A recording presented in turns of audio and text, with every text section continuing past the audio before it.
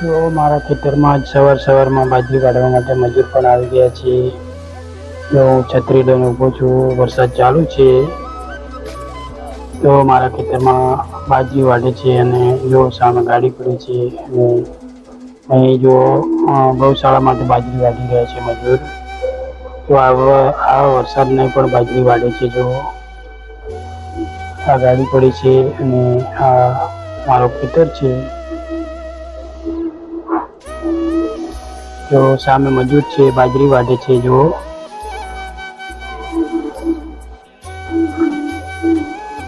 વરસાદ પણ ચાલુ છે.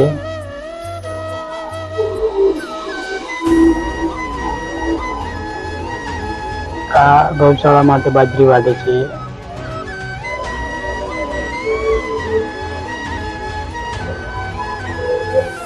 એવો કેટલા 6 મજૂર છે.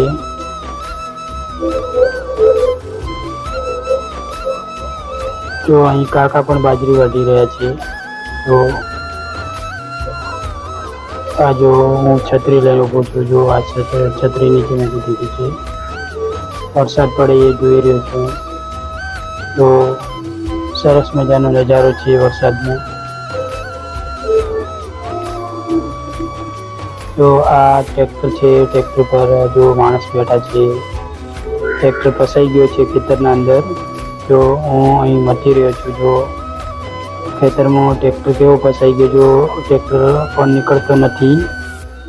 જો એને આગળ પાછળ કરશે તો નીકળતો નથી ટ્રેક્ટર. જો અંદર ઉતરી ગયો છે ટ્રેક્ટર. જો નથી નીકળી રહ્યો ટ્રેક્ટર. જો અંદર દબાઈ જાય છે.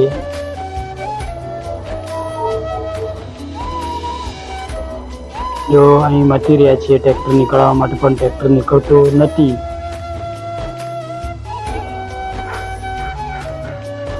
તો આગળ પાછળ કરે છે પણ ટ્રેક્ટર નીકળવાનું નામ લેતો પણ નથી.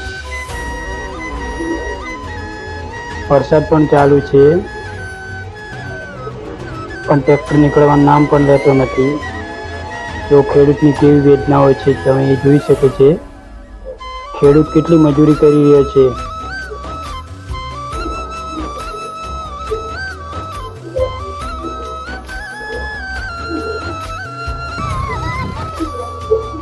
જો આ બીજો ટ્રેક્ટર પણ આવી ગયો છે એને નીકાળવા માટે. જો અહીં ફસાયેલો પડ્યો ટ્રેક્ટર. જો સામે છે. જો સામે છે આ ટ્રેક્ટર ટ્રોલી. આ જો આ ટ્રેક્ટર રિવર્સ માર્યો છે એને નીકાળવા માટે. જો રિવર્સ માર્યો છે આ ટ્રેક્ટર.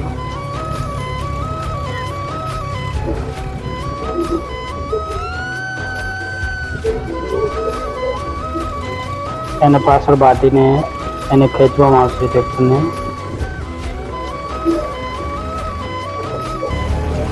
તો એને પાછળ બાંધી દેવો, ખેંચશે એને. જો આ બંને ટ્રેક્ટરની તાકાત કરાવી એટલે નીકળી જશે હવે.